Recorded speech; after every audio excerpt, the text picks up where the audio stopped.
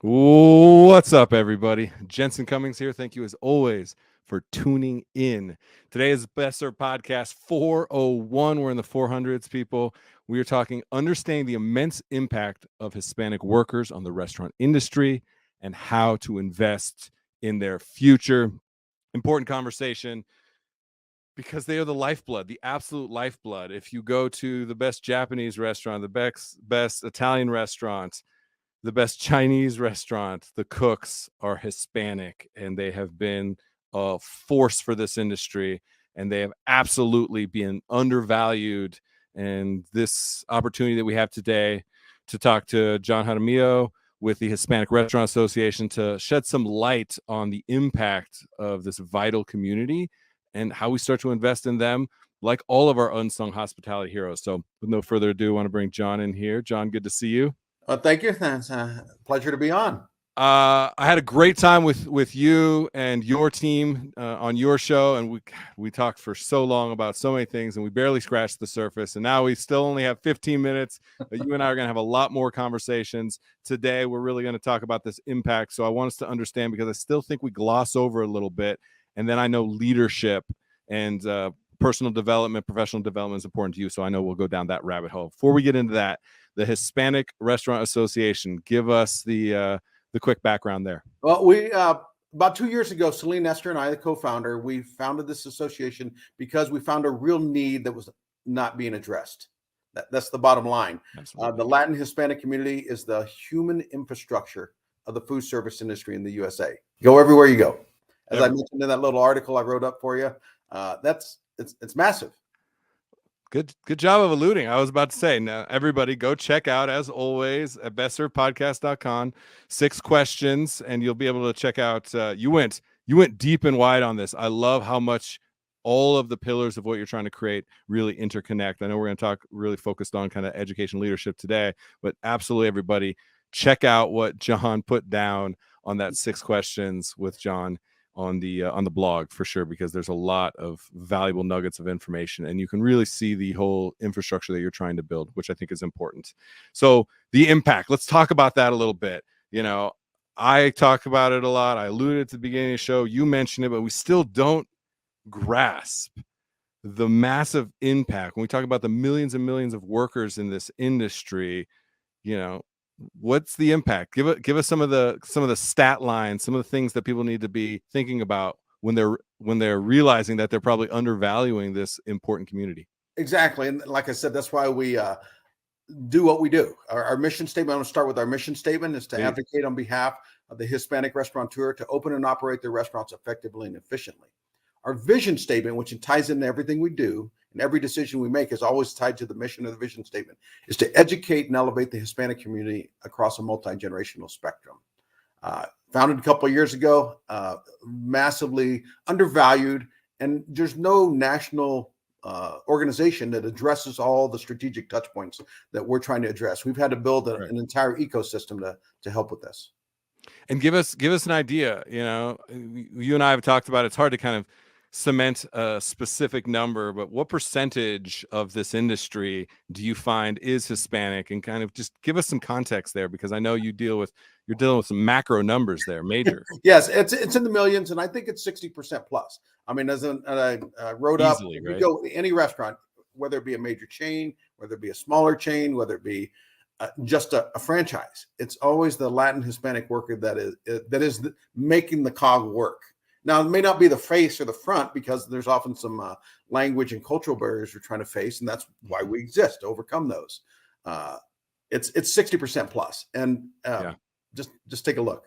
Yeah, I mean, at least, and then if you even layer that further in just the immigrant community as a whole from other immigrant cultures, it's massive. You're talking about 80% of this industry, and so the fact that we don't give them enough of a voice, don't give them enough recognition, they go underpaid often sometimes because of language barriers or status barriers, that they don't feel that they have the agency to be able to invest in themselves, to be able to ask for promotions and raises. So they kind of quietly struggle quite often. So I appreciate you putting a voice and a face and a name to a lot of this which is important.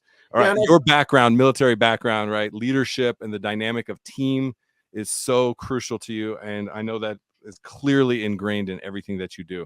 Give us a little bit of an understanding at a high level when you talk about leadership, when you talk about development of people. Where do we start? we have our own leadership model called the 5 pillars, and it starts with cultural ethos. I'll quickly go through those. Cultural ethos is about our culture, what we bring to the table. The American business culture, the immigrant business culture. Often there's kind of a clash and not understanding when they come to this country. So just look at it from another person's eyes. That's what that is, and what you bring to the table. Your cultural, your ethos. And then leadership 101 at all levels. Let's get them to lead themselves, which leads into our second model, which is the second pillar, which is education at all levels. Let's educate and elevate them. Then it's team building at all levels. I mean, some of this stuff is so obvious. You're like, oh, but we don't do it though. I know exactly. No, that's why we exist. Let's develop a systemic model to lead, educate, team build, relationship build. And that self-reinforcing cycle leads to a different cultural ethos. Let's educate them, be the best dishwasher. Then let's teach them a path of progression on there. And if every restaurant did that and had that path of progression, it would give hope, it would give status, it would give everything needed for somebody to feel so good about being in the culinary industry instead of being, I'm stuck here. And back to the education piece, we have a Food and Beverage Language Institute. That's one of the key components so we can communicate with one another. Yeah, because like I mentioned it, sometimes they just put your head down and work, right? That we perpetuate that trope in this industry. And I think the Hispanic community has felt the brunt of that as some kind of badge of honor within the restaurant community. And I think the business model has been played out, right? We need to really invest in that. So the language barrier is important. Touch on that a little bit. What does that mean? We're talking about, are we teaching conversational English? Are we teaching kitchen Spanglish? Like, what's the approach there? Well, the approach is to let's learn English in their profession. So we start there, open up that wedge a little bit better and get them a little proficient. And with the, we developed this Food and Beverage Language Institute with the Community College of Denver. It's a hybrid model of technology and office support hours. And that way they feel supported instead of just, going to a Duolingo, or not to bash them. I'm talking about, but it's a systemic approach. And in there, the stair stepping will also teach them leadership and business skills in there. And I'm always going to get them to ask, how do I be promoted to the next level, to the line cook 1, line cook 2, line cook 3, or if they want to become their own business owner, or do they want to become a GM? Let's each restaurant develop a path of progression for them. And it'll just be amazing. In the attitude, everything will be affected. So this is interesting when you talk about the professional language, because I think that is absolutely crucial. I make fun of my own upbringing in language growing up in Southern California, where learning Spanish at an early age was just ingrained in our education. But I also remember one of the phrases that stuck out to me was, ¿Dónde está la biblioteca? La biblioteca está en la ciudad. And I'm like, when am I ever going to need to know and ask where the library is when I'm first learning Spanish as a second language? It made no sense to me how we're not teaching applicable language. And so the fact that you're going to teach applicable language for what they're going to need professionally to make them feel more whole in the workplace, have more advocacy for themselves in the workplace, be able to have a voice, I think is crucial. So I really appreciate that part of it, because too often we teach language, we teach unusable language that maybe at some point will be valuable, but I don't really think a lot of times it is, because I think we're just going through the motion. So I really appreciate that. All right. I want to talk a little bit more about kind of trajectory. Our mission statement is amplify the worth and work of those who feed their community, which could not be more the Hispanic community. The work side is hard. The business model is very, very flawed, broken in many ways, does not work for the business owners, let alone the workers. The worth side is so challenging. Our self-worth, the self-doubt, you're only as good as your next plate, shut up, you're just a cook, like, smile, it's part of your uniform, leave your shit at the door, all these tropes that we perpetuate. So I want to know about that trajectory. Talk about that. I understand now how we're getting into it and some of those pillars. How then do I, as somebody who is not in that program wants to support that program as somebody who might be the business owner that is supporting leaders within the Hispanic community that are working in my restaurant? Talk about it from that perspective. Our perspective is just to have that path of progression. I mean, it's pretty simple, and then we can work out the details. Is contact us, because we have this leadership model. It's a simplistic enough and visual enough to where, like, oh, we can teach them how to teach themselves. That's a key component. Educate themselves. That's why I always talk about educate and elevate. And these tropes you mentioned, it's so prevalent. Like, reach across the aisle. Let's learn a little bit of Spanish. Let's learn some English.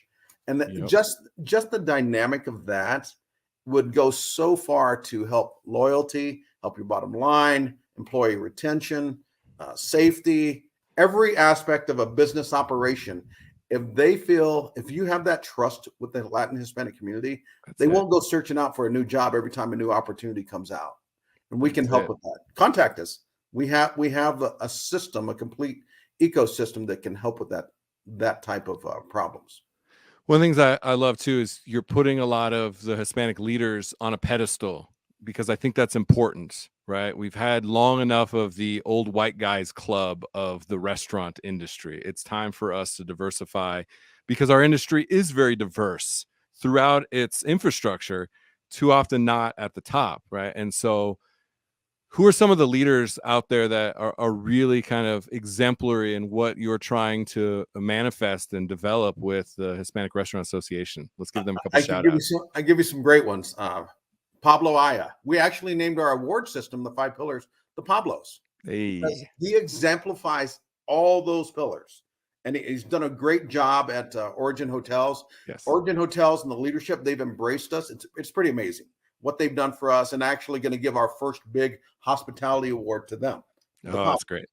And then Manny Badea, great president of the Hispanic Restaurant Association, the Hispanic Chefs Association, great leader. He's done great things at Biota, magnificent leader and cook. He's one. Zuri Resendez is another guy, Luchador Food Truck. All these guys that nobody really knew about a couple years ago, but they are leaders and people follow them. They're the ones that have the banner and the trust and the ability, the talent and skills to just say, hey, follow me. And they've done a great job. Oh, I get chills anytime I talk about Zuri. Absolute, my spirit animal. Like, he is just one of the greatest humans, let alone ridiculously talented cooks. Oh, and by the way, a great voice, a great leader, a great chef, a dynamic thinker when it comes to being a business owner. So appreciate that. And we've got a moment. Let's touch on a couple of the other things that you're doing, because there's a lot of things going on, right? You mentioned the awards, you mentioned some of the pillar training, right? You also have the Language Institute. I know you also have Phantasma, right? Which is an incubator kind of ghost kitchen model. Touch on that for a moment. We consider that a people and business incubator, because not only do we want great chefs and great owners, we want great leaders. So that way people can follow them and be that North Star. That's exactly right. That's our ghost kitchen model. We're probably going to be launching. It'll be open within 30 days. It's 4 chefs. Everything, somebody that if they have a great recipe, a great idea, we can walk them through that entire process. And Phantasma Eats is the ghost kitchen. Phantasma is kitchen, or ghost for word.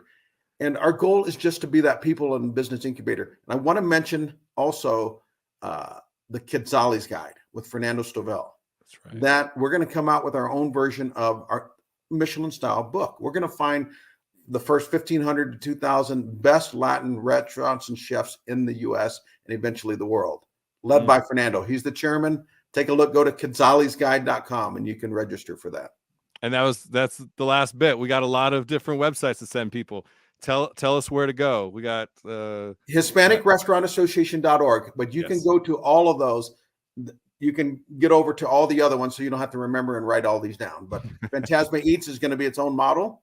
Quetzales Guide is going to be in its own department. Hispanic Restaurant Association, but you can get there through HispanicRestaurantAssociation.org to all of them. All right, HispanicRestaurantAssociation.org. You can navigate, check out the ghost kitchen model. This is specifically rolling out in the Denver metro area. Is that correct? Yes, we're going to start in Arvada. Okay, yes. So starting in Arvada, Denver metro area. So if you and real quick, Give me some of the. You said 4 chefs. What are the food concepts? We can tease people a little bit. Make sure they're ready to order. Pablo, Aya, and Nora, they're gonna do some tamales. Nice. Mandy's gonna have some of his great sandwiches. Zuri's gonna have his stuff. I mean, there's so many things that he does great. I'm kind of I had a. Is he working on pizza? Didn't I hear that? What's that? Isn't he working on pizza, Zuri? Yes. Oh yeah, you did. Yep. He's gonna have luchador pizza. We've the equipment company partnered with us, and we wanted a good chef. He had that great background with Manzanos. Yes. So, and then Chef Luis, he's gonna add some new stuff coming. We just added him the last few days. So there's gonna be 4 chefs. We're gonna call it Las Cuatro. This is great. Love everything that you're working on. Again, it's never enough time when you and I get together to chop it up, John. But this is a really good start to kind of lay the groundwork for everything that you're building, get the word out there. And if you know anybody out there that needs to be a part of this because they are a voice, they are unheralded and unsung hospitality hero in the industry, in the Hispanic community, definitely reach out to John, their organization. This is going to be the sounding board for the Hispanic restaurant community in our country. And like you said, probably worldwide. So appreciate the work that you're doing, John. Thank you. Thank you for having me on. All right. Take care. Cheers. Take care. Bye. All right, everyone. That is it. Once again, this was Best Served Podcast 401, understanding the immense impact of Hispanic workers on the restaurant industry and how to invest in their future. Hispanic Restaurant Association, the work that John, Selena, their whole crew is doing is I can't even state how important it is and how long overdue it is. And how much I appreciate John just saying, why doesn't this already exist? Then we're just going to create it. So this is Restaurant Week. So we have 7 episodes every day this week. This is episode 2 of 7. So tune in all week. We're kind of talking about kind of top to bottom what's happening in the restaurant industry, some of the different thinking, some of the unique approaches, some of the ways that you as a worker, as an entrepreneur, as an owner, as an operator, manager can really think differently and evolve the business model that is the restaurant industry that we love and hate so much. All right, that's it. Appreciate you all as always for tuning